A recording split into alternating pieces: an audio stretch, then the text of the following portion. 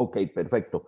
Bueno, ya tenemos claro que leyes solo existe una, que Estados Unidos tiene una para ellos. Okay. Este es un mensaje que a mí siempre me ha llamado la atención y creo que es lo más importante, que todos los deportistas y los entrenadores tenemos que saberlo, porque a los entrenadores nos pueden sancionar también producto de, como decías vos, Adonai, al inicio, no solo al jugador, también el entrenador y la federación puede verse afectada por una cosa de estas. Okay. El primer contacto de un deportista con el antidopaje debería ser con educación y no con un control.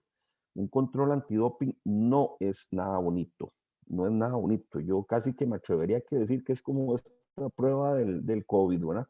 Porque es complicado. Ahora vamos a ver un video de eso también. Ok, un poquito de historia rápidamente. Bueno, en 1997, en 1920 se hace evidente, ¿verdad? Que ya los deportistas consumían sustancias para poder tener un mejor rendimiento. Eh, en el 98, la primera federación de atletismo fue la que hizo primero en prohibir el dopaje ya oficialmente a nivel mundial.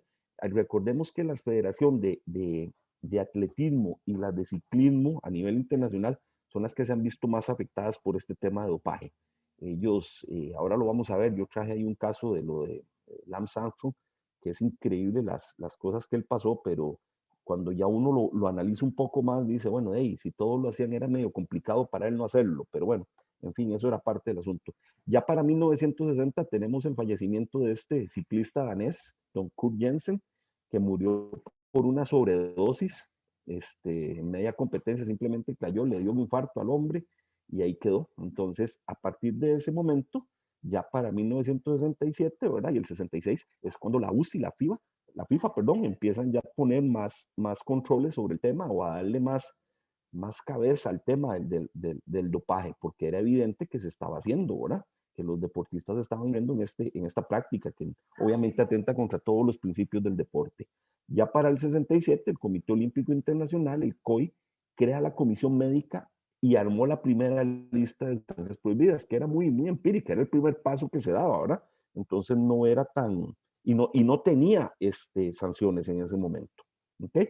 Ya para 1968, en los Juegos de México y en los de Wimbledon, que fue las Olimpiadas de invierno, ¿verdad? Este, salen los primeros dopajes, ¿verdad? Que por consumo de alcohol, ¿verdad? Que son estos pentatletas que salieron positivos en una prueba doping, ¿verdad? Eh, Después ya para 1970 y 1980 empieza a darse lo que es el dopaje de Estado, que es cuando ya hay países que ustedes recordarán en el 2019, en diciembre, a Rusia sancionaron a todo el país por dopaje, porque ellos promocionaban y ayudaban, y aparte de que ayudaban a que los atletas se doparan, no hacían nada para evitarlo. Entonces ya empezó el tema del dopaje de Estado, que prácticamente es Rusia nada más el que lo ha hecho, ¿verdad? Y después ya empezamos con lo que es el tratamiento genético, ¿verdad? Que prácticamente lo que hacen es hacer transfusiones de sangre. ¿Okay? Vamos a ver, voy a adelantarme un poco en el tema.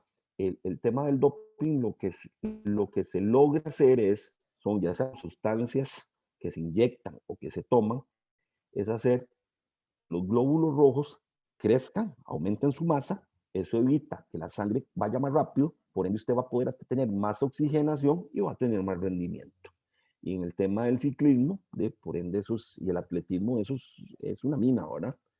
Eso es básicamente, entre otras cosas, ¿verdad? No solo esa, ¿ok? Ya para 1999 se crea la AMA, que es la Agencia Mundial Antidopaje, o la WADA, ¿verdad? En siglas en inglés, y de ahí nace ya después el Código Mundial Antidopaje en Lausana, Suiza. La casa matriz de la AMA o de la WADA, ¿verdad? Que es el antidopaje, tiene dos, está en Suiza y la otra está en Canadá. Yo hubiera pensado en algún momento hasta que me di cuenta de eso, de que los gringos tienen su propio código antidopaje, que iba a estar en Estados Unidos, por eso está en Canadá, precisamente, pero nació en Suiza, ¿ok? La Agencia Mundial Antidopaje es la agencia que se encarga de todo, de promover y coordinar y monitorear la lucha antidopaje en los deportes en todas sus formas, en todas, pero en todas, o sea, no existen olimpiadas, en campeonatos mundiales de básquetbol, de fútbol, en todos es la AMA la que se encarga de eso. ¿Okay? Aquí es importante también ver, o sea, ¿por qué aquí en Costa Rica no hacemos tantos controles antidoping? Bueno, porque sale muy caro. Una prueba de doping es muy cara. Y el otro tema importante con esto es que aquí no hay laboratorios autorizados para poder dar el resultado de una prueba de esas. Entonces hay que mandarlos al extranjero a que hagan la prueba y que nos la devuelvan con el resultado. Entonces eso es carísimo. ¿Ok? Y la AMA coordina todo el desarrollo y la posterior evolución del Código Mundial hasta la fecha. ¿Ok? Ya para el 2004, en los Juegos de Atenas, es cuando por primera vez empieza a regir el Código Mundial Antidopaje y ahí salen ya algunos jugadores deportistas premiados también, salen positivos y hubo un total de 26 infracciones contra el dopaje que se registraron. En las últimas Olimpiadas hubo 58 personas que salieron positivas en las pruebas doping. Entonces eso van a aumento, a pesar, esto es como los narcotraficantes, ¿verdad? Les encuentran 4 o 5 rutas de cómo pasan la droga, pero ellos ya tienen 10 más por otro lado, ¿verdad? Entonces, hay que tratar, la lucha es de todos los días, ¿verdad? Okay. Ya para el 2005, específicamente, es cuando se aprueba internacionalmente el Código Mundial Antidopaje, ¿verdad? Que es aprobado por la UNESCO y se convierte, por ende, en un tratado internacional. Entonces, ¿cuál es la ventaja de que es un tratado internacional? Que ya los países no tienen que empezar a ver a discutir las normas que tiene el código como tal, sino simplemente lo aprueban o no lo aprueban, lo ratifican, que sería el término legal correcto. Costa Rica lo ratificó en el 2015, ¿okay? 10 años después de haber sido aprobado. Entonces, el Código Mundial es cuando es patrocinado, pero no es ejecutado por el Comité Olímpico Internacional. Es una institución independiente al Comité Olímpico, pero sí tiene mucho ligamen con ellos. Entonces, en Costa Rica, los que por decisión de nosotros, los que regulan todo lo que es el Código Mundial Antidopaje es el Comité Olímpico y el ICODER, perdón. ¿Okay? Entonces, ellos dos formaron que es la CONAD Costa Rica, que es la Comisión Nacional Antidopaje de Costa Rica, que por cierto hoy estuvo, no sé si alguno de ustedes pudo ver las noticias al mediodía en Canal 7, que estuvieron hablando del caso de Figueroa. Bueno, el actual presidente, don Juan Carlos Valdizón, fue compañero mío en la universidad, él es abogado, también es buena gente, también igual que yo, pero es abogado. Y él estaba hablando de ese tema. Ahora, bueno, él es el actual presidente de la comisión y así es como se regula en Costa Rica todo lo que es el doping. Ok, los números en Latinoamérica, vean que ahí tenemos todos menos Estados Unidos, ¿verdad? Entonces estamos hablando de 586 millones de habitantes, entre esos los deportistas que tengan que estar, ¿verdad? Están regulados por este Código Mundial. O sea, no tenemos salvación y esto es muy importante porque ya las regulaciones que trae específicamente para este año, entre las que podemos destacar, es que todas las asociaciones deportivas, las federaciones internacionales, las federaciones nacionales, o sea, la FECOA, la Federación de Fútbol, la Federación de Fútbol ya las tiene. Todas las entidades deportivas tienen que incluir dentro de sus estatutos las normas antidopaje. ¿Okay? Entonces, por ejemplo, Nelson en Curridabat, el Comité de Deportes va a tener que incluir las normas antidopaje en algún momento en los estatutos de ellos, en lo que lo rigen a ellos y los reglamentos que ellos tengan. Igual todos los equipos de primera división de básquetbol, todos los equipos de mini baloncesto, todos tienen que tener por fuerza las normas antidopaje incluidas. ¿Okay? ¿Alguna duda por el momento? ¿Alguien quiere hacer algún comentario?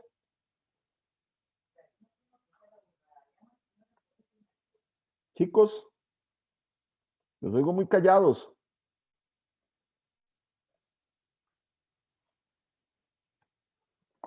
Adonai, ninguno. No, esta gente es muy tímida, Jorge, casi no Es muy preguntan. tímida. Ya después se sueltan y preguntan, Bueno, perfecto. Ok. Perfecto, sigo entonces. Todo don lo Luis. contrario, Jorgito, lo que pasa es que está muy claro, la explicación hasta el momento está muy clara. Todo lo estamos entendiendo muy bien, eso es. Don Luis, viniendo de usted, eso es un halago para mí. De un maestro como usted. No es que seamos tímidos, es que está muy clara la presentación y la presentación hasta el momento. Perfecto, perfecto. Se los agradezco mucho. Entonces, ok, vamos a empezar con la definición de dopaje. Ok, ya vamos a entrar en carnita. O sea, es el consumo de sustancias excitantes o estimulantes que sirven para lograr de modo no natural un mejor rendimiento en una competencia deportiva. ¿Ok? Era lo que les explicaba, es cuando se inyectan o toman cosas para lograr que los glóbulos rojos adquieran más volumen y poder tener un mejor rendimiento con la oxigenación. ¿Ok? Vamos a ver. ¿Ok? Ahora vamos con la definición de la ley antidopaje, ¿ok? Que es el artículo 2. ¿Okay? El dopaje se define como la comisión de una o varias infracciones de las normas antidopaje. Ya las vamos a ver, qué es lo que según el código define como infracciones al código, ¿ok? Los deportistas, como otras personas, deben ser responsables de conocer lo que constituye una infracción de las normas antidopaje, ¿ok? Aquí tenemos algo muy importante que es la puerta, que es algo muy importante, que es que el deportista es el principal responsable, no es el entrenador, no es la federación, no son los amigos, no es la familia, ni el representante, ni los sponsors, nada, es el deportista el principal responsable de saber si está o no consumiendo algo que puede estar dentro de la lista de las sustancias prohibidas. ¿Okay? Entonces, eso es muy importante porque esta charla deberían no solo recibir entrenadores y los padres, principalmente los jugadores, para que ellos sepan exactamente las cosas que se pueden estar jugando, que era como decía Donay al inicio.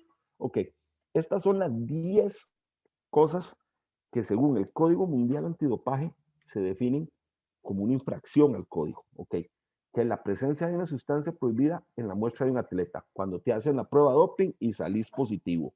Ok, uso o intento de uso de una sustancia o método prohibido. O sea, el solo tener la intención y que se lo puedan demostrar de querer usar una sustancia ya es una infracción. Negación al realizar un control luego de haber sido notificado. Ahora vamos a ver toda una parte ahí de cómo es el control, de cómo te hacen la prueba. ¿Okay? Error al registrar información sobre el paradero de los atletas y falta de controles. Vamos a ver eso también más adelante, pero les adelanto, básicamente es cuando hay atletas que están en ciclos olímpicos, ellos tienen la obligación de registrar el paradero de ellos. O sea, saber dónde están las 24 horas y tienen que determinar un lapso de 60 minutos para poder ir a hacer los controles cualquier día y en cualquier momento, porque esa es parte del día. De hecho, aquí una de las Paul, en un control de eso, fue que la sancionaron y la tuvieron sancionada 2 años. Ok. Alteración en cualquier parte del proceso del control de dopaje. Cuando están haciendo el control, si haces algo para alterar la muestra. Posesión de una sustancia o método prohibido. Con solo tenerla. O sea, eso pasa mucho en las Olimpiadas. Los oficiales de control de dopaje pueden llegar en cualquier momento a las habitaciones y registrar. Si encuentran alguna sustancia, insiste una infracción. Okay, el tráfico de sustancias o método prohibido, eso se da mucho en Europa. ¿Ya? Hay mafias completas sobre este tema del tráfico de sustancias o métodos prohibidos. La administración o intento de administración de una sustancia o método prohibido a un deportista, el querer motivarlo a que lo haga, ¿verdad? Eso es una infracción. Complicidad en infracción a la norma antidopaje, o sea, yo te llevé, te lo traje, yo te lo proporcioné, también, seas o no seas deportista, entonces perdón, estés o no estés involucrado con el deportista en su núcleo directo, el deportista sale afectado por eso. ¿Okay? Y asociación prohibida del deportista con personal de apoyo al deportista que esté sancionado a la norma antidopaje. O sea, si ya hay personas que están sancionadas y vos lo metes dentro de tu círculo de amistades y de gente de apoyo y salís, estás mal, ¿verdad? Salís ahí también con una infracción a las normas antidopaje. Ok, vamos a hablar de la lista de sustancias y métodos prohibidos. Ok, aquí tenemos las sustancias, la lista de sustancias siempre se publica una vez al año y se publica el 1 de enero de cada año. ¿Ok? Ahí está la página. Esta presentación yo se la mando a Donay ahora apenas terminemos y él se las va a hacer llegar. Ahí está la dirección donde ustedes pueden encontrar esas listas. Pero es importante aclarar que la gente normalmente cree que es una lista. No, son 3 listas las que se publican. Ok, déjenme correr esto un momentito aquí porque ya aquí me estoy tapando yo mismo. Ok, son 3 listas. Ok, una lista que es los medicamentos o las sustancias que están prohibidas siempre, en y fuera de competencia. ¿Okay? Vamos a aclarar esto de en y fuera de competencia. Las es cuando vas a una competencia y te pueden hacer el doping, por cualquiera de las 3 formas que te pueden seleccionar, que ahora lo vamos a ver. Y fuera de competencias, cuando vos sos un deportista, por ejemplo, los que están en ciclos olímpicos te lo pueden hacer. El código permite, por ejemplo, la Federación Costarricense de Baloncesto podría en este momento, si tuviera los medios y los recursos, ir a hacerles pruebas antidoping a cualquier jugador de primera división. En este momento lo pudiera hacer hoy ya, a esta hora. Y si sale positivo, se sanciona. Perfectamente lo podría hacer. Ok. Las prohibidas en competencia. Ok. ¿Cuáles son las prohibidas en competencia? Por ejemplo, la gente que es asmática. Ok. Yo necesito andar con esto que no me acuerdo cómo se llama, ese medicamento, ¿verdad? Okay. Pero esas personas, lo único que pasa con ellos es que a ellos les autorizan poder usar el medicamento, pero no pueden usarlo desde la medianoche del día antes. Ese es el único momento que no pueden usarlo. Después de ahí, no hay ningún problema. Y de la otra son las sustancias prohibidas en ciertos deportes. Vamos a ver, hay sustancias que se prohíben en básquetbol, pero puede ser que se permitan, no sé, en balonmano o en voleibol, ¿verdad? Entonces, pero eso está determinado en la lista. Nosotros aquí no vamos a entrar en detalles de cuáles son los términos médicos de eso. A mí me tocó la parte legal, pero sí es importante que sepan que no es solo una lista, son 3 listas las que se emiten y que se emiten siempre el 1 de enero de cada año. ¿Okay? Ya las de este año salieron, de hecho el código tiene algunas alteraciones siempre mínimas cada año, pero ahí hay que hacerlo, hay que leerlo. Ok, la lista se aplica a los deportistas dentro y fuera de competencia. A mí me van a oír decir esto 20 veces en toda esta charla, porque es importante que nos quede claro, dentro y fuera de competencia, siempre. Ok, tenemos también el uso, ¿verdad?, de suplementos alimenticios. La WADA o la AMA siempre recomienda que se revise muy bien qué es, porque la gente puede ver que aquí en Costa Rica un suplemento alimenticio, ¿verdad?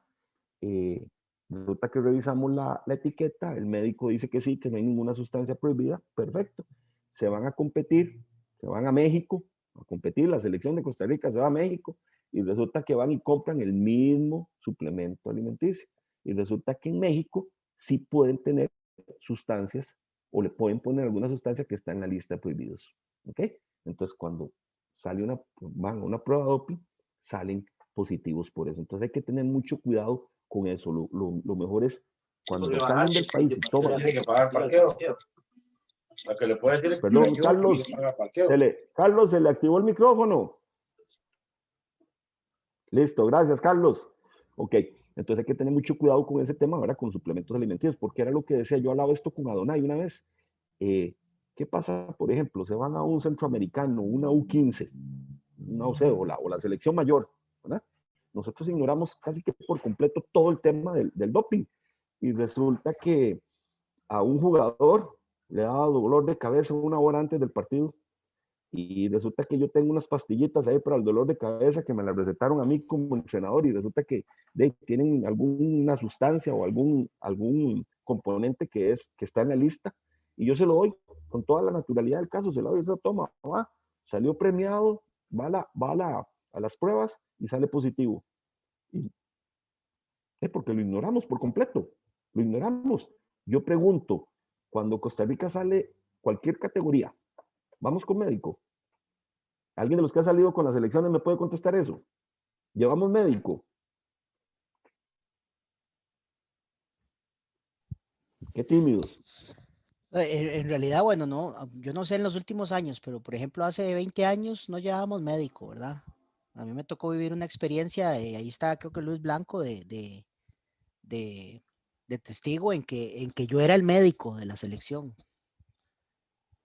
Esa fue mi faceta como médico, ¿verdad? Que por cierto casi mato a Luis ese año yo porque le di un antibiótico y el hombre casi se muere ahí. Esa es una anécdota para un día ahí de largo. De una alergia terrible.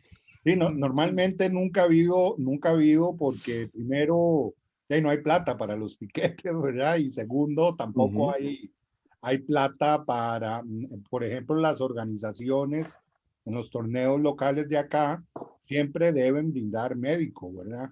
Entonces no hay cupo en hoteles, ¿verdad? Para hospedaje, alimentación. más que cierta cantidad de gente, ¿verdad? En el cuerpo técnico y normalmente no se contempla médico porque las organizaciones tienen que darlo, ¿verdad? Funciona así más o menos. Sí, sí, sí, me imaginé que así era, pero si nosotros pudiéramos, obviamente es un tema de recursos, como dice don Luis, claro, pero si pudiéramos tener un médico, entonces nosotros podríamos evitar una situación de ese calibre, que se puede dar. Bueno, ahí se dio con Adonai y con Luis, ¿verdad? Pero bueno, esa es parte del asunto. Ok, vamos ahora con lo que son las sustancias y métodos prohibidos más comunes, no necesariamente estos. Había algo muy importante que yo quería aclarar aquí. Cuando hablamos de dopaje, no es sinónimo de drogadicto ni de que se drogó. Son cosas, o sea, las drogas están, por supuesto que entre las sustancias y métodos prohibidos, pero no es necesariamente que alguien haya salido positivo en una prueba de doping, que es un drogadicto, porque normalmente la gente por ignorancia tendemos a ligar ese tipo de cosas. Ok, están los esteroides, que son una clase de hormona que puede producirse artificialmente y estimula el desarrollo muscular. ¿Okay? Entre los efectos negativos tenemos la dependencia psicológica, mayor agresividad, cambios de humor, enfermedades hepáticas, enfermedades cardiovasculares, presión arterial alta, acné y efectos secundarios sexuales. Qué jodido eso, ¿ah? Ok, entonces era lo que les decía yo al principio. Cuando ustedes ya ven en un muchacho de 14, 15 años algunas características de estas, ¿verdad? Que no necesariamente es porque se esté dopando, ¿verdad? Pero se nos pueden prender algunas luces, ¿verdad? De que hay que tener un poquito de cuidado y ponerle más atención al tema, ¿verdad? Ok. Los estimulantes, ¿okay? Por ejemplo, está la efedrina, las anfetaminas y la cocaína, que aumentan la agilidad mental, reducen el cansancio, activan el sistema cardiovascular y cambian el estado de ánimo.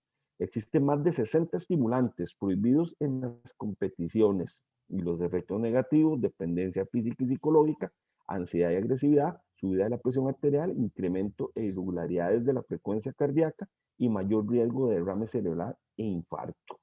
Eso ya estamos hablando de palabras mayores, ¿verdad? Yo no quisiera nada de eso, jugador mío, ¿verdad? Ni tener esa experiencia.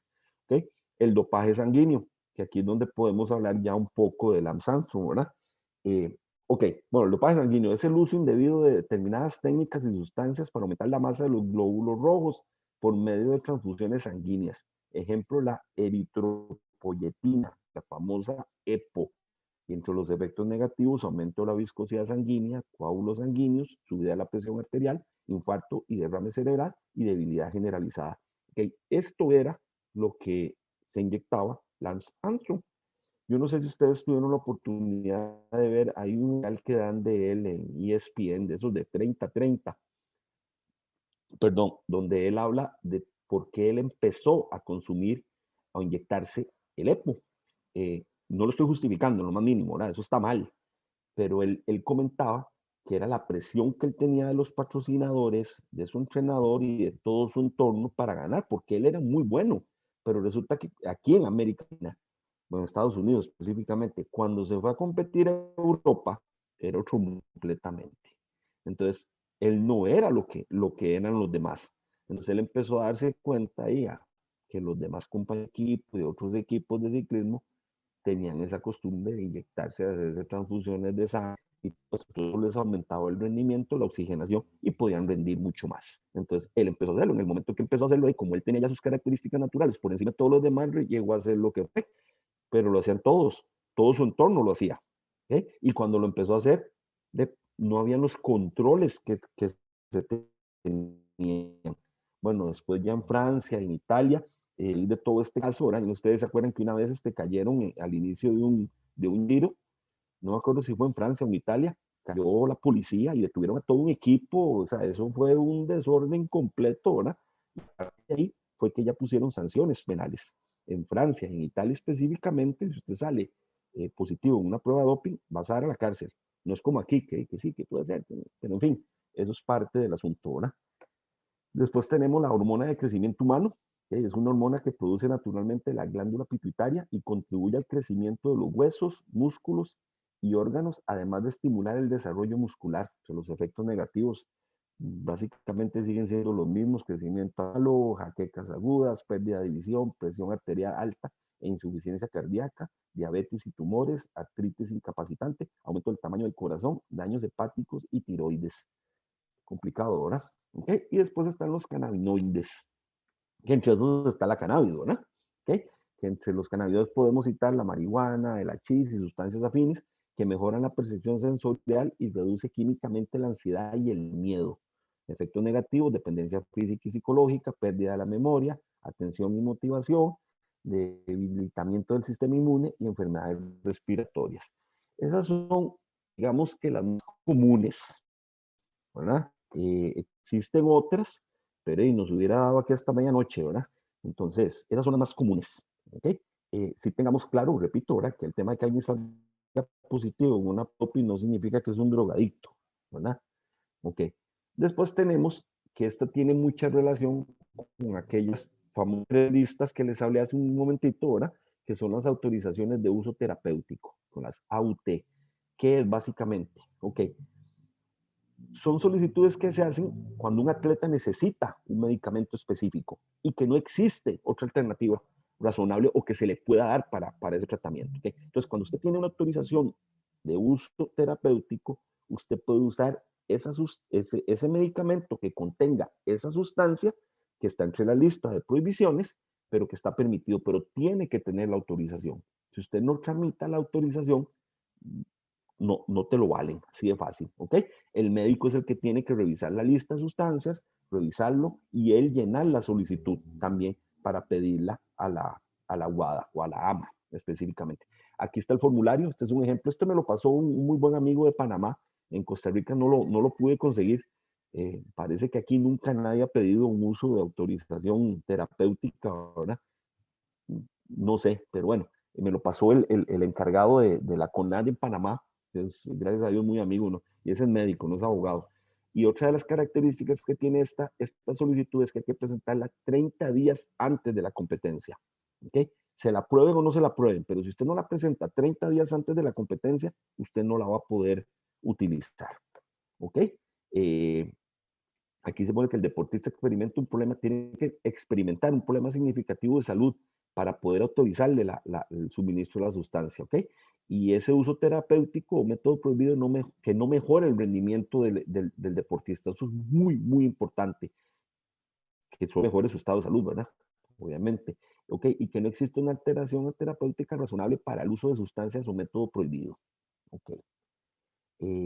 Si se autoriza, ¿verdad? Que normalmente se autoriza, si está muy bien razonado, ¿verdad?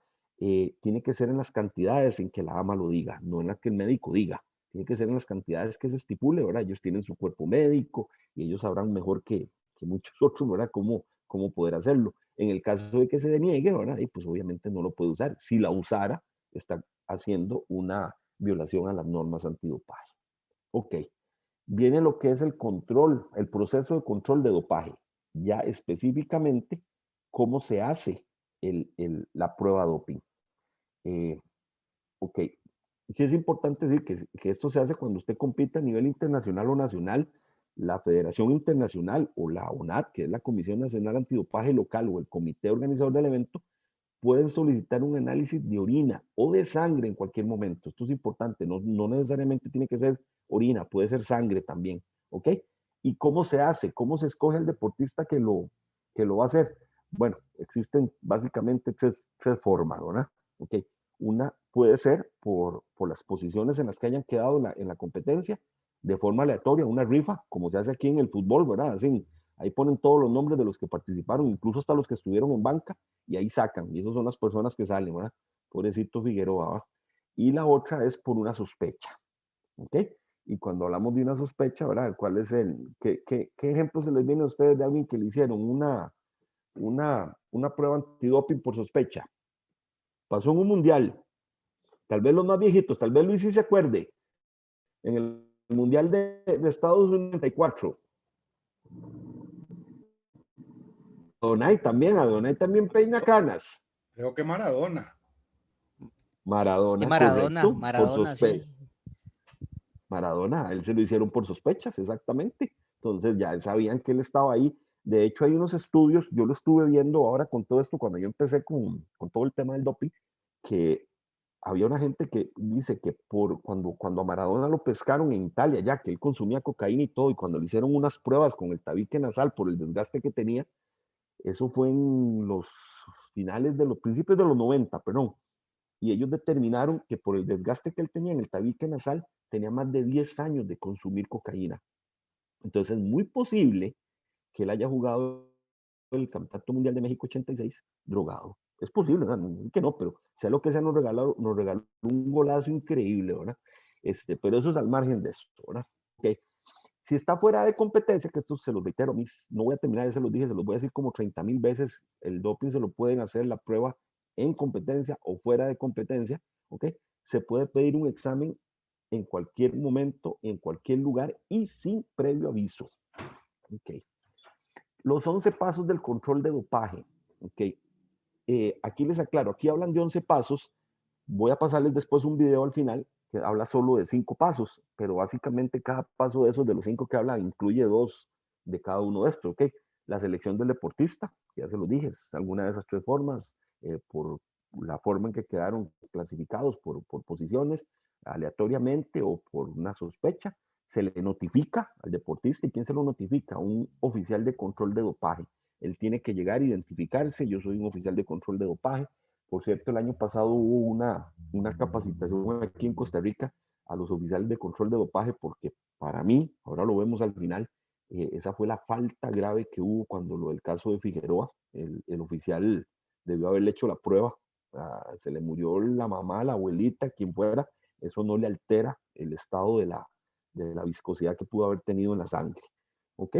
Se le envían los informes a la estación de control de dopaje, el equipo de toma de muestras, que eso es muy importante, todo el equipo, al atleta se lo ponen antes, él lo ve, está esterilizado, está limpio, nadie lo ha manipulado, solo él. ¿Okay? La muestra, la toma de la muestra, ¿verdad? Que adicionalmente tiene que estar alguien ahí presente, ¿verdad? Del mismo sexo de esa persona. También hay problemas cuando son atletas paralímpicos, o discapacitados, ¿verdad? Entonces se toman todas las medidas del caso. El volumen de la orina, ¿verdad? Que tiene que ser de 90 mililitros para que la muestra sea correcta. Entonces hay que medir eso también. La división de las muestras, que eso lo hace el atleta directamente, ¿verdad? Cuando ya él orinó la cantidad que se ocupa, él es el único que puede manipular las muestras, la A y la B. Él es el que la vierte en cada muestra y lo sella. Nadie más lo toca, ¿ok? El presentado de las muestras, bueno, que es eso, precisamente presentar, el sella las muestras del atleta, y la medición de la densidad de la relatividad, es relativa, perdón, el OCDE medirá la densidad relativa de la muestra para asegurarse de que no esté demasiado diluida para ser analizada, ¿ok? Eso es muy, muy importante, porque a veces van y orinan de ellos, salió blanco, transparente, en otras es amarilla completamente, entonces es complicado. Entonces lo que hacen es poner al atleta a tomar agua y no se puede hasta que orine de la viscosidad que se ocupa. ¿Okay? El cumplimiento del formulario de control de dopaje, hay que llenar un formulario, el atleta lo firma. Aquí es muy importante también decir que entre las cosas que el código regula es que las personas en los laboratorios, ellos nunca saben quién es el atleta al que le están haciendo el examen. O sea, eso solo el funcionario, el oficial de control de dopaje es el único que sabe, pero usted tiene que firmar el formulario. Después el proceso del laboratorio, ¿verdad? Que era lo que les comentaba, que eso ya va directamente a un laboratorio autorizado. En Costa Rica no los tenemos. La muestra es sumamente cara, poder hacer una muestra antidoping, ¿verdad? Entonces, por eso se manda a laboratorios acreditados por AMA. No sé si tienen alguna duda o consulta hasta el momento para pasarles el video, que es bastante ilustrativo. No, estamos bien. Todo claro. Perfecto, qué dicha, qué dicha. Bueno, voy a pasarles el video entonces, chicos.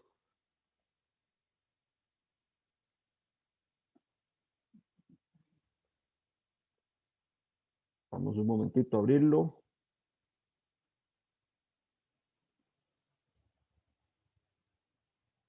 Ahí me disculpan, yo no soy como Adonai, que es tan rápido. Don Jorge, perdón, tenía una preguntita. Dígame, dígame. Súper rápida, mucho gusto, Federico. Regáleme un segundito, voy a parar esto aquí y a devolverlo. Sí, dígame. Sorry. Nada más una pregunta que siempre he tenido esa inquietud y tal vez, bueno, no sé si lo tenés claro, si lo sabes o no.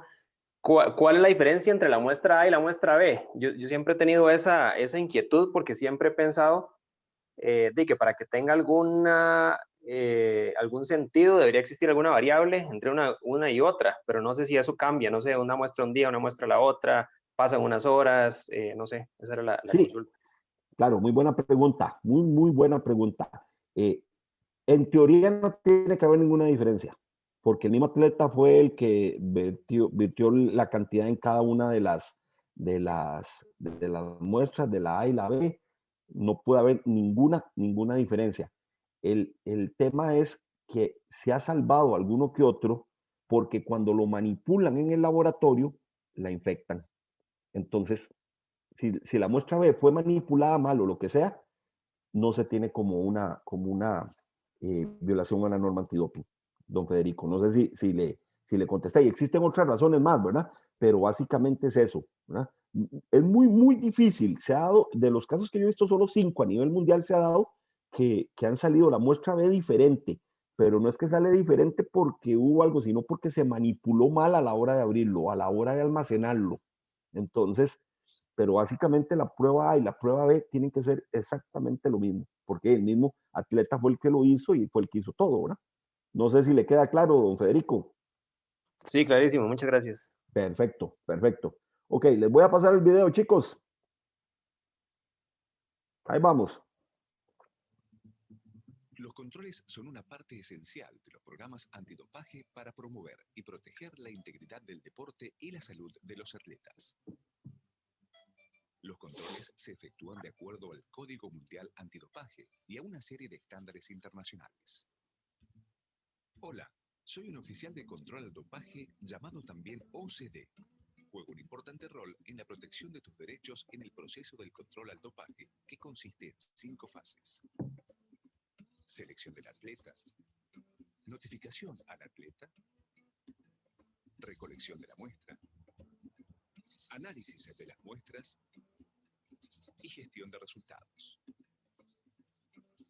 ¿Cómo puedes ser elegido para un control? Los controles pueden efectuarse en y fuera de competencia. Para controles en competencia, la selección ocurre de varias formas como aleatoriamente,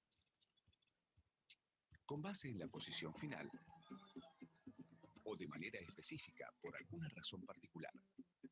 Para controles fuera de competencia, puede ser elegido en cualquier momento, cualquier lugar y sin previo aviso. Si haces parte de un grupo registrado para controles, deberás suministrar información de paradero. Puede ser controlado en casa, en tu lugar de entrenamiento u otros lugares apropiados. ¿Cómo serás notificado? El proceso de notificación es el mismo para controles en y fuera de competencia. Si eres seleccionado para un control, te enseñaré mi acreditación de OCD para demostrar que estoy autorizado a efectuarlo. También te explicaré tus derechos y responsabilidades en el proceso de control al dopaje y te pediré que firmes un formulario. Una vez notificado, debes reportarte inmediatamente a la estación de control. Puedes solicitar un aplazamiento por una razón válida como: si participas en una ceremonia de medallas, debes asistir a una conferencia de prensa, requieres tratamiento médico. Tras la notificación, un OCD o una escolta permanecerá contigo en todo momento hasta que el proceso de control haya concluido. ¿Cómo se recolecta la muestra? Durante el proceso tienes derechos, como tener un representante contigo, así como también ciertas responsabilidades. Primero te pediré un documento válido con foto para confirmar tu identidad. Se te pedirá que suministres una o varias muestras de orina o de sangre, o las dos. Cuando estés listo para suministrar la muestra, un oficial de control de tu mismo género será testigo ocular y permanecerá contigo hasta que hayas suministrado una muestra que cumpla con todos los requerimientos. Luego, se te pedirá que dividas la muestra de orina en botellas B y A y que las selles. A través del proceso, serás el único en manipular el equipo de recolección, a menos que requieras ayuda. Finalmente, se te pedirá que revises y firmes el formulario de control al dopaje. Las muestras y una copia del formulario, que no revela tu identidad, serán enviadas a un laboratorio acreditado por WADA. Las otras copias serán para organizaciones antidopaje correspondientes. También te será entregada una copia del formulario. ¿Cómo son analizadas las muestras? Cuando tu muestra A llega al laboratorio, es abierta y analizada.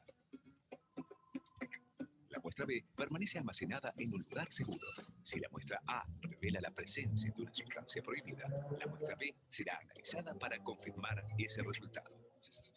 ¿Cómo se gestionan los resultados? El laboratorio reportará los resultados a la organización responsable para su gestión. Una copia le será enviada a WADA para asegurar la integridad del proceso. En caso de un resultado analítico adverso, tus derechos incluyen solicitar y asistir a la apertura y análisis de la muestra B dentro de las fechas fijadas, una audiencia justa y a apelar. Como factor esencial de disuasión, un proceso estándar de control al dopaje en todos los países ayuda a proteger los derechos de los atletas y a nivelar el campo de juego bajo un verdadero espíritu del deporte.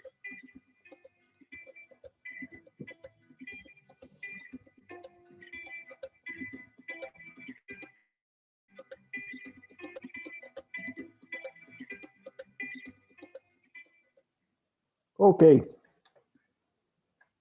¿Qué les pareció el video, chicos?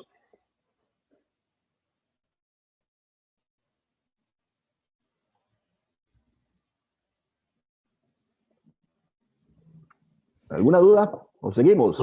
Estuvo bien, sí, seguimos.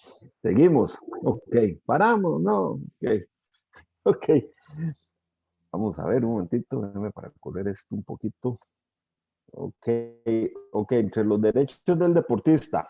Ok, bueno, ya lo vimos en el video, ¿verdad? Contar con un representante que mientras todo el proceso, solicitar toda la información que la persona quiera, solicitar un plazo mayor, ¿verdad? En el caso de que lo seleccionen, que ahora vamos a ver cuáles son esas tres opciones. Y el tema de lo que les hablaba, de un atleta con discapacidad, ¿verdad? De que se tomen las medidas y las modificaciones para poder tomarle la muestra, ¿ok? Y entre las responsabilidades que tenemos como atleta, ¿verdad? ¿Ok? Es de permanecer en observación directa por parte del OCDE, ¿verdad? Con un acompañante, proporcionar una identidad adecuada, cumplir los procedimientos de la recolección de la muestra, presentarse inmediatamente para el control de dopaje cuando uno lo selecciona, que existen solo tres formas en las que usted no puede llegar, en las que no puede ir inmediatamente. Ahora que esto era el caso de Figueroa, ahora aquí no se dio ninguna de estas tres, él tenía que presentarse, ¿okay? Que es asistir a una ceremonia de premiación, recibir asistencia médica o asistir a una conferencia de prensa. Esas son las únicas tres razones en las que un atleta puede decir, ok, voy a ir a esto primero y después voy a lo otro, a la prueba. Son las únicas tres razones, no existe otra más. Okay, por eso es que para mí, mi opinión, aquel que falló en el caso de Figueroa fue el OCDE en Costa Rica. Ok. Después, la gestión de resultados. Bueno, las sanciones por violación de las normas antidopaje pueden oscilar desde una reprimenda hasta una inhabilitación de por vida. Pero normalmente andan entre 2 y 4 años. Pueden aumentar un poquito más por algunas cosas que haga usted para evitar sanciones o para ocultar información, entonces puede aumentarse un poquito más. ¿Okay? Y el periodo de inhabilitación puede variar según el tipo de violación de las normas antidopaje, ¿verdad? Si usted es reincidente, en fin, todas las cosas que vienen ahí en el código que no son tan relevantes en este caso, pero si usted es reincidente, lo van a sancionar más, igual que en cualquier sentencia a nivel penal aquí en el país, ¿verdad? ¿Okay? Como deportista tiene derecho a solicitar un análisis de la muestra B. Ok, aquí vamos a parar un tirito y les voy a explicar así rápidamente cómo es el procedimiento. Ok, si te hacen la prueba y salís negativo, maravilloso, no hay ningún problema. Si te hacen la prueba y salís positivo, ok, entonces te lo van a notificar, te lo notifican a tu federación, al Comité Olímpico, a la Comisión Nacional Antidopaje y a la WADA, se lo notifican. En ese momento el deportista queda inhabilitado de poder participar en cualquier actividad deportiva y ahora vamos a ver las consecuencias de eso. Ok, en ese momento entonces esos atletas buscan un abogado especialista en doping, bueno, para que los defienda. Entonces, normalmente lo que van a hacer es pedir la apertura de la muestra B, que va a salir casi en el 98% de las ocasiones va a salir igual que la anterior. Pero lo que se hacen es ganarse tiempo, nada más, pero igual no pueden competir durante ese plazo. Ese es el procedimiento, ¿ok? Entonces, cuando ya le hacen análisis de la prueba B y también va a salir posiblemente negativo, positivo, le hacen una audiencia donde el atleta puede ir y defenderse y ver alguna de las tres opciones que ahora vamos a ver que se tiene de posibilidades de defensa en el código. Ok. Lo del paradero de atleta, rápidamente, se los digo, eso aplica para los atletas que están en ciclos olímpicos, porque tienen que, acuérdense que el doping se puede hacer en o fuera de competencia. Entonces, a estos atletas se les obliga a que digan dónde viven, dónde trabajan, cuál es el horario de trabajo y cuál es un lapso de 60 minutos durante las 6 de la tarde en el que eventualmente pueden llegar a hacerle la prueba. ¿Okay? Ese paradero del atleta tiene que actualizarse cada 3 meses. Ellos tienen que actualizarlo cada 3 meses. ¿Ok? Y corre por periodos anuales. ¿Ok? No es que es de enero a diciembre. Por ejemplo, yo me reporté como paradero de atleta en abril. ¿Ok? Y corre desde abril hasta marzo del año entrante. ¿Ok? ¿Qué pasa si en ese periodo de ese año, de esos 12 meses más bien, yo tengo 3 violaciones a las normas antidopaje? Porque no me pudieron localizar, específicamente porque no me pudieron localizar para hacerme la prueba. Sé que fue una violación a las normas antidopaje, entonces te van a sancionar. ¿Okay? Eso es todo lo que viene aquí también, todo eso. ¿Okay? ¿Quiénes están incluidos? ¿Okay? Normalmente son todos los atletas que están en ciclos olímpicos o que las federaciones y las organizaciones quieran meter bajo este concepto para llevar un proceso adecuado con ellos también. O sea, no necesariamente en ciclo olímpico, también si la Federación de Baloncesto quiere llegar a decir, ok, vamos a meter a todos nuestros atletas en este rango, para evitar cosas de esas, lo pueden hacer perfectamente. Lo que no creo es que tengamos los recursos para poder hacer las pruebas antidoping, ¿verdad? Pero podría hacerse perfectamente, ¿ok? ¿Qué necesito suministrar? Bueno, suministrar la dirección de la residencia, la información sobre entrenamiento, los itinerarios, en fin, todo lo que yo hago durante el día o la semana para poder estar al día con todo eso, ¿ok? Todos los atletas pueden ser sometidos a un control en cualquier momento y lugar.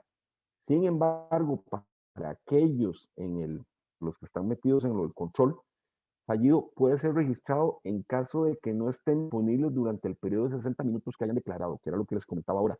Si yo pongo que a mí qué sé yo, la hora mía libre durante el día es de 4 a 5 de la tarde y a mí me llegan a buscar a esa hora y no estoy en el lugar donde dije que iba a estar, ¿verdad? Y en esa hora fallé, ¿verdad? Y entonces de ahí empiezan los problemas. Ok. Nunca olvidar, ¿verdad? Que el atleta es el único responsable de eso, ¿verdad? ¿Ok? No se puede culpar a nadie más. O sea, son los atletas los responsables de eso, ¿verdad? ¿Ok? Si está incluido en la lista de paradero, debe suministrar información cada vez. ¿Ok? Y que las consecuencias por fallar de es simplemente una sanción antidopaje, ¿verdad? Y una sanción que va entre 2 a 4 años, como puede ser una reprimenda también. Ok, ya entrando en el tema meramente legal aquí en Costa Rica. Ok, básicamente no solo aquí en Costa Rica, sino en todo el mundo, la ley antidopaje en Costa Rica es una copia del código, literal. Lo único que cambia es quiénes son los que lo regulan, que en este caso es el Comité Olímpico Nacional y el ICODER, y que los que se van a encargar de toda la parte administrativa, de hacer los exámenes, las pruebas antidopaje, de instruir a la gente como los OCDEs y a todo lo que se requiere, es la CONAT, que es la Comisión Nacional Antidopaje de Costa Rica, que trabaja muy bien, no tienen los recursos, pero ellos hacen todo el milagro que pueden hacer. Ok, aquí tenemos básicamente los 22 artículos. Lo que nos preocupa a nosotros, o el menester de nosotros básicamente, bueno, es el artículo 2, que ya lo vimos, la definición de dopaje, y el artículo 10, que son las sanciones individuales, que eso es lo que más importa para efectos de nuestros atletas. Ok, básicamente, ¿qué es? Ok, una vez que un atleta sale en la rifa para hacer una prueba antidoping y que él sepa que está dopado, que él consumió sustancias prohibidas o que están en la lista de sustancias prohibidas, ok, como todos los abogados siempre buscamos alguna forma de defendernos y de ver, o sea, lo que no ganemos lo enredamos, decía mi abuela. Ok, esto se llama el time admission, es el tiempo de confesión ante una prueba de dopaje. Este artículo 10 nos habla de 3 supuestos. Okay. El primero, cuando el deportista consigna demostrar la ausencia de culpa o de negligencia en relación con la infracción. Sus resultados individuales en otras competencias no serán anulados. Bueno, es lo que les hablaba, la ausencia de culpa. Entonces, si no hubo culpa, hubo dolo. O sea, hay un problema ahí de conceptos, ¿verdad? Que bueno, solo ellos sabrán por qué lo hacen así. Pero básicamente la interpretación que se ha dado es que el caso que les decía, por ejemplo, de que yo le di una pastilla a un jugador y resulta que se trae una sustancia, ¿verdad? El jugador no sabía y simplemente se la tomó. Bueno, no tuvo la culpa, básicamente, ¿verdad? Entonces ahí normalmente es una reprimenda, ¿verdad? El problema es cuando ese atleta quedó en algún puesto de los primeros, segundo, tercer lugar. Ahí se le anula ese resultado, o sea, no le van a dar la premiación, o sea, se le anula la premiación, pero no se le anulan los resultados de otras competencias que haya tenido. Okay. El supuesto 2, que es la confesión de una infracción de la norma antidopaje en ausencia de otra prueba. Cuando yo voy y confieso, el atleta va y confiesa que él se dopó, pero no estaba en la lista para hacer prueba antidoping. ¿Okay? Él va y confiesa. ¿Okay? Entonces, inmediatamente ya eso se ve como un gesto bueno, ¿verdad? De que, como todo aquí, ¿verdad? O sea, le bajamos la condena, normalmente le van a jalar las orejas y váyase para la casa y no lo vuelva a hacer. ¿Okay? Y la confesión inmediata regulada. Cuando me llaman a prueba, ¿okay? Y yo antes de que me hagan la prueba digo, sí, yo consumí tal cosa. ¿Okay? Entonces, en ese caso, le baja la prueba, igual le van a hacer la prueba, pero el castigo le va a bajar porque confesaste anticipadamente, ¿verdad? O de forma regulada, más bien sería. Esos son los 3 supuestos que tenemos en ese artículo 10, ¿ok? Pero las consecuencias en cualquiera de los 3 supuestos es, ok, no vas a poder participar más durante la suspensión que te den. Si te dan solo un jalonazo de orejas, igual te pueden suspender para competir 1 o 2 años, pero es casi lo mismo, ¿verdad? ¿Ok? Sigue siendo objeto de controles, ¿ok? En cualquier momento le van a poder seguir haciendo controles antidopaje, y la más terrible de todas, ¿verdad? Cuando yo estudiaba Derecho, una de las materias que a mí me encantaba en aquel momento era el Derecho Penal. Ya después no le gusta a uno. Más, yo no creo que ningún estudiante de Derecho empiece a estudiar Derecho sin querer ser penalista. Todos empezamos porque queremos ser penalistas. Una de las características del derecho penal es que tiene que ser ejemplarizante para los demás una sanción. ¿Okay? Y aquí no lo usamos en Costa Rica, pero el Código Mundial sí lo usa. Se publica la sanción. Cuando usted sale positivo, sin que le hayan abierto la muestra, ve la sanción. Entonces, eso es algo de lo que a todo el mundo le tiene miedo. Ahora, aquí ha pasado mucho. Launes Molina se lo publicaron, a Paul se lo publicaron, y a nivel internacional sobran ejemplos, ¿verdad?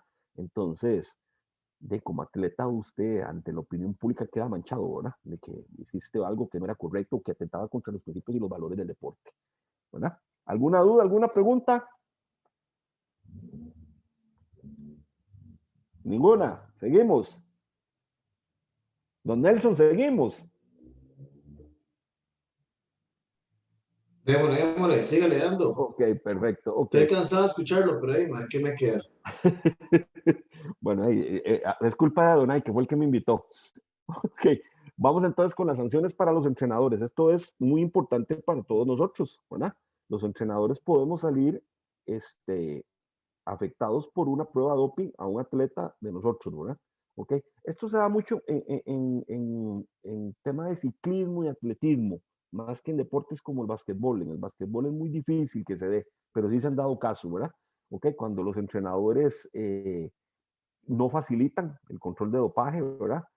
Tienen que ayudar al UCD, ¿verdad? Los oficiales de control antidopaje, porque el atleta, cuando lo seleccionan para una prueba, él puede pedir que el entrenador esté ahí. Y a veces los entrenadores se ponen que no, que por qué él, y empiezan ahí la discusión, como tratando de evitarlo, ¿verdad? Entonces, eso es un problema, ¿verdad? Puede ser sancionado, ¿ok? Ayudar a los deportistas para que hagan bien el control, ¿ok? Educar, que es algo de lo que a nosotros nos falta mucho, estamos en pañales completamente, ¿ok? Y alentar a los deportistas a cumplir con todo lo que son las normas antidopaje, ¿verdad? ¿Ok? La selección del personal de apoyo, esto es muy, muy, muy importante, ¿verdad? ¿Okay? Se debe elegir con mucho cuidado con quién se trabaja. Deben ser personas en las que se confíe y que trabajen por el bien del deportista y del deporte. aquí no se da tanto, pero sí se da alguno que otro, ¿verdad? Cuando específicamente entrenadores que presionan mucho a los jugadores o padres de familia que presionan, o cuando algunos patrocinadores importantes meten mucha presión para lograr objetivos deportivos, entonces ese es un problema, ¿verdad? ¿Ok? Presión por parte del personal de apoyo. Existen muchas razones por las que los padres, entrenadores, patrocinadores o agentes presionan a los deportistas para tener buenos resultados, lo que puede ocasionar que el atleta empiece a Porque doparse. quisiera tener una idea, pues, ya nada más, digo que Don casi. Diego, se le activó el micrófono. Don Diego, no, Carlos, perdón, qué pena. Ok, lo que puede ocasionar que el atleta empiece a doparse para llenar las expectativas de su personal de apoyo. Esas razones pueden ser, bueno, lo que hablábamos, porque creen que el atleta necesita que lo presionen, no pueden controlar su propio estrés, quieren que ellos consigan lo que ellos no pudieron conseguir. Esto va mucho con los padres y quieren que tenga éxitos porque así también ellos ganan éxito. Eso es muy normal. Yo creo que todos lo hemos visto ahora. Ok, tipos de presiones, fomentar que sea el mejor, que solo se apoya a ciertos deportistas que tienen ciertas características, que los errores son inaceptables, ¿okay? Los ponerlos a competirlos y compararlos con los mismos compañeros, ¿okay? Y solo recompensar a los que son exitosos. O sea, eso es parte de lo que nosotros sin querer podemos hacer mucho, ¿verdad? En Mini, ¿verdad? Que hemos estado trabajando mucho en Mini, de hecho, en el que yo estoy en la comisión que está redactando el manual, bueno, Nelson también está ahí, hemos trabajado mucho en ese tema, ¿verdad? El tema de la presión, que es que dejarlos jugar, que se enamoren del deporte, la competencia vendrá después y los resultados, pero ya desde Mini se ve ese problema, ¿verdad? Padres gritando, yo siempre he dicho, ¿verdad?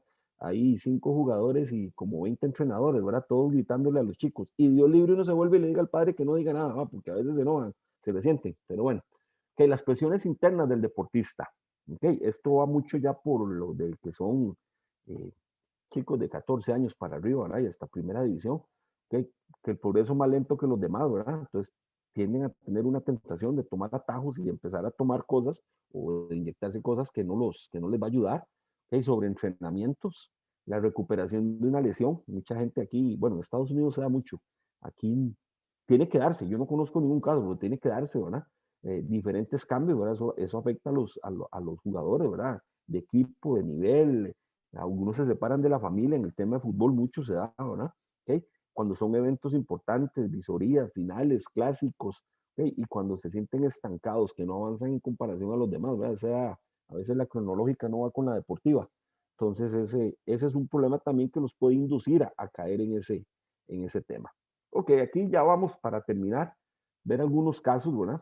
Este señor, ¿verdad? Es increíble, Donald Cooper, es un jugador, jugaba en Italia, es un norteamericano que jugaba en Italia y le hicieron la prueba de doping y salió que estaba embarazado. Entonces, la primera vez es una mujer. ¿Verdad? Y resulta que el tipo, ¿verdad? Él sabía que existía la posibilidad de que le hicieran la prueba de doping, entonces le pidió a la novia que orinara, ¿verdad? Y él llevaba en un tarrito, ¿verdad? La muestra de orina, ¿verdad? Y cómo hizo, no sé, se bailó al OCD, ¿verdad? Al oficial de control de dopaje y logró hacer eso, ¿verdad? Entonces resulta que salió embarazado el hombre, ¿verdad? Entonces, no solo en Costa Rica fallan nuestros oficiales de control de dopaje, ¿verdad? O sea, no es infalible, ¿verdad? Aunque debería serlo, ¿verdad? Entonces, lo traje porque era de básquetbol. El caso que hablábamos del dopaje de Estado, ¿verdad? A Rusia en el 2019, en diciembre lo castigaron por 2 años o 4 años, no recuerdo exactamente, 4 años fue, aquí lo dice, al final 4 años por mano, porque ellos alentaban a los atletas, no solo no hacían nada, sino que los alentaban a que se doparan para poder tener mejores resultados. El tema de las Olimpiadas es todo un negocio, ¿verdad? El tener la sede de una Olimpiada. Son miles de millones de dólares las ganancias de una ciudad. Acuérdense que las Olimpiadas no se le da a un país, se le da a una ciudad, ¿no? Entonces, eso es todo un negocio lo que hay ahí atrás, ¿verdad? Entonces no debería ser, ¿verdad? Pero bueno, y el caso de dopaje del señor Figueroa, ¿verdad? Que yo sí coincido mucho con don Félix Murillo, ¿verdad? Que a él se le debió haber hecho la prueba. O sea, se le murió la abuelita, bueno, y al final se demostró que no era cierto, ¿verdad? Pero eso, yo gracias a que estoy casado con una psicóloga, solo una psicóloga me puede aguantar, logré determinar también, ¿verdad? Con pruebas y con estudios de que el que te pase supongamos que fuera cierto, que la abuela se le hubiera muerto, que era como la mamá, lo que él decía, ¿verdad? eso no te va a afectar ni te va a alterar nunca la sangre o la orina para poder haber hecho la prueba. Entonces aquí el que falló fue el oficial de control de dopaje. Entonces, producto de esos que llevamos casi por 2 años y resto, ¿verdad? Y hasta ahora, hasta hoy, fue que ya se va a ir a una audiencia final para poder hacerle efectiva la sanción al señor Figueroa, ¿verdad? Bueno, eso sería todo. No